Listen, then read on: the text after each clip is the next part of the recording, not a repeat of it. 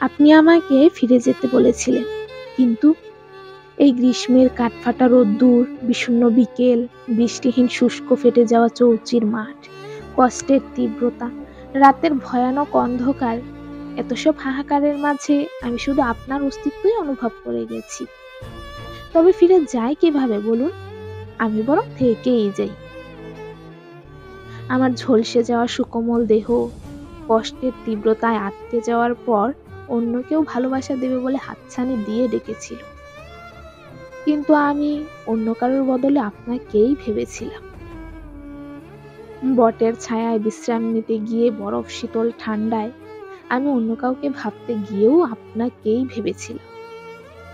আপনি আমায় ফিরে যেতে বলেছিলেন, যে এই মন জুড়ে আপনি থাকেন সেই মনে অন্য কাউকে নিয়ে বাসা বাঁধে কিভাবে বলুন? আমি বরং থেকেই যাই।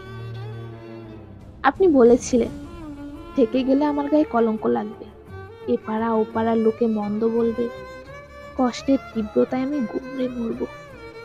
কিন্তু আপনি জানতে পারেন, রোজ রাতে আপনাকে হারিয়ে ফেলার ভয়েই আমি গুমড়ে মরি।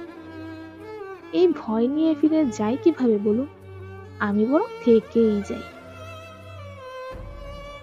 আপনি বলেছিলেন কেউ মেনে নেবে না, সম্পর্কের সামনে বিরাট প্রশ্নবোধক চিহ্ন দাঁড় করাবে, আমাকে বিষাদের সুর চারপাশে ঘিরে ধরবে। কিন্তু আমি তো সম্পর্কের লাভ ক্ষতি নিয়ে চিন্তা করিনি। আমি এক বুক ভালোবাসা নিয়ে সমস্ত প্রশ্নবোধক চিহ্নের সামনে দাঁড়িয়ে বলতে চেয়েছিলাম, আমি আপনাকেই চাই। এত সব চাওয়া নিয়ে ফিরে যাই কিভাবে বলুন? আমি বরং থেকেই যাই।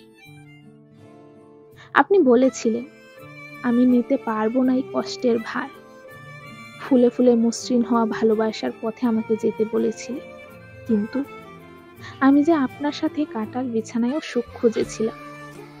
এই সুখ ছেড়ে ফিরে যাই কিভাবে বলুন? আমি বরং থেকেই যাই।